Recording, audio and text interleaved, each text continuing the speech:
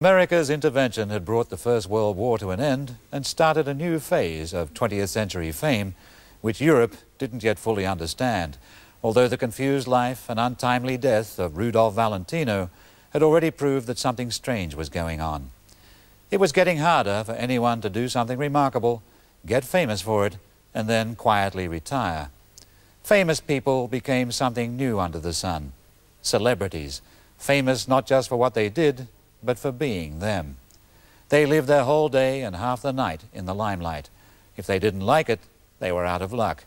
The day of the shy hero was almost done.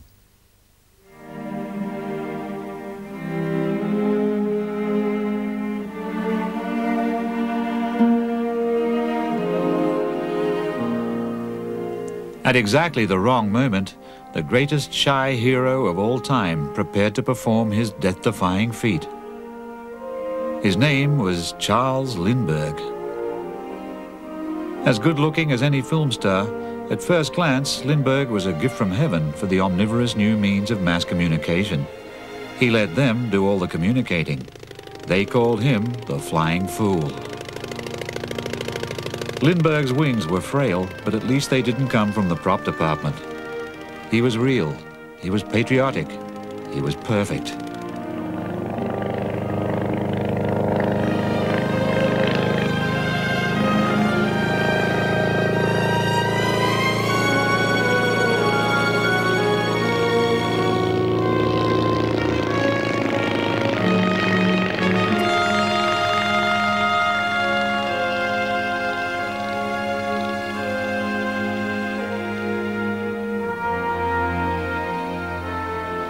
The whole of America flew with him across the Atlantic. The trip took long enough for newspapers to carry reports of his progress. The country built by Europe's rejects was sending its sensationally brave son on a voyage of conquest in reverse. When he arrived in Europe, it was like Columbus coming back, all on his own. The press stopped calling him the Flying Fool and started calling him the Lone Eagle. But the Lone Eagle was soon looking trapped. The press and the newsreels believed that they had helped to build Lindbergh up, and there was something to it. The Lone Eagle had never been entirely alone. The idea of flying solo across the Atlantic wasn't a lonely dream. It was a competition with $25,000 in prize money. It could have been won by someone else. It could have been won by René Fonck. Fonck was a French war hero whose attempt to fly the Atlantic was foiled only because he took too many croissants with him. If he had traveled light, the name of Fonck would have resounded through the 20th century. So the press couldn't help believing that Lindbergh owed them something when they called him a hero. They wanted cooperation in return. He came home to a hero's welcome. Battleships sank under the weight of photographers.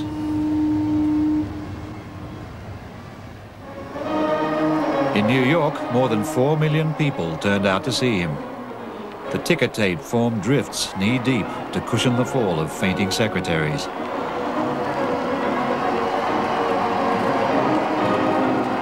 He had to fight hard to keep smiling. The press, which had sung hosannas to his silence, now wanted him to say something, and the same silence looked like ingratitude. He was the same man, but the rules had changed. He had done his deed, and there was no bigger deed left to do. The only comparably astonishing one-trip flight left to make was to the moon. So there was no story there. The only story left was his private life. Lindbergh wanted to keep it private. The press tried to intrude, and he tried to keep them out. So that was the story.